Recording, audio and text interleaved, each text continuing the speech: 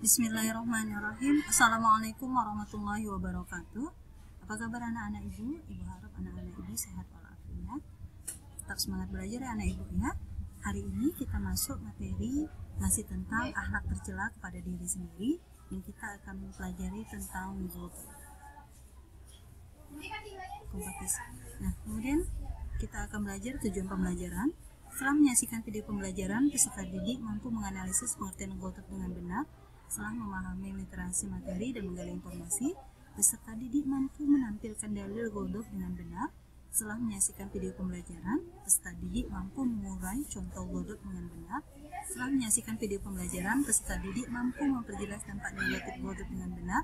Setelah berdiskusi, peserta didik dapat menunjukkan kisah atau fenomena yang muncul berkaitan dengan perilaku ghadab dengan kehidupan sehari-hari dengan baik. Setelah menyaksikan video pembelajaran, peserta didik mampu menyajikan kisah-kisah yang berkaitan dengan dampak negatif dari perilaku ghadab dalam fenomena kehidupan dengan baik. Setelah ini, kita akan melihat di sini ada gambar orang yang sedang marah atau sedang berperilaku ghadab. Nah, kemudian nanti akan ibu tampilkan video mengenai ghadab. Kemudian kita akan masuk materi pengertian ghadab. Ghadab berarti marah atau pemarah. Ghadab termasuk sifat tercela karena marah itu bersumber dari setan. Rasulullah SAW bersabda yang artinya, sesungguhnya marah itu dari setan, dan sesungguh setan itu dijadikan dari api, dan sungguh api itu dapat padam dengan air. Jika seseorang kamu sedang marah, segeralah berwudu. Hadis riwayat Abu Dawud. Ghadab diartikan marah atau pemarah. Ghadab termasuk akhlak yang sangat tercela. Ghadab ini berasal dari setan. Berdasarkan hadis yang diriwayatkan oleh Abu Dawud, jelas setan itu berasal dari api, dan api hanya dapat dipadamkan dengan air. Dan apabila seseorang sedang marah di antara kamu, maka segeralah berwudu. Seseorang yang sedang marah memiliki kecenderungan tidak dapat mengontrol dirinya. Untuk itulah sebagai seorang Islam atau orang yang beriman harus pandai-pandai mengendalikan diri agar tidak sampai mudah marah.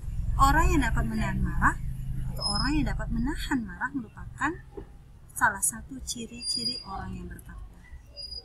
Allah berfirman dalam Quran Surah Al-Imran ayat 134 yang artinya, orang-orang yang menafkahkan baik di waktu lapang maupun sempit, dan orang-orang yang menahan amarah dan memaafkan orang lain, Allah menyukai orang-orang yang berbuat kebajikan. Quran Surah Al-Imran ayat 130.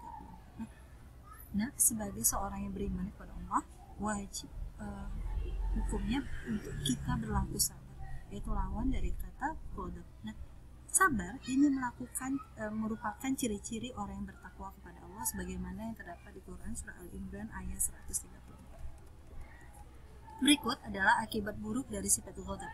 1. Tidak dapat berpikir tenang dalam menghadapi permasalahan. 2. Tidak dapat menyelesaikan permasalahan secara baik berdasarkan pertimbangan pikiran sehat. 3. Jika sering terjadi dapat menimbulkan tekanan darah tinggi yang membahayakan kesehatan jasmani dan rohani. 4.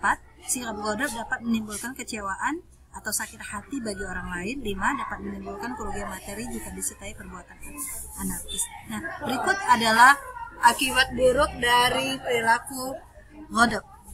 Oleh karena itu, sifat ghadab sangat tercela, maka kita harus berusaha agar kita tidak harus berusaha menghindari diri dari sifat tersebut. Sebagai orang beriman dan bertakwa harus berusaha menghindari amarah yang berlebihan dengan melatih kesabaran. Hati yang sabar akan membawa seseorang untuk berpikir secara cermat dan menghadapi suatu permasalahan. Nah, anak ibu sudahi pembelajaran kita pada hari ini. Wassalamualaikum warahmatullahi wabarakatuh.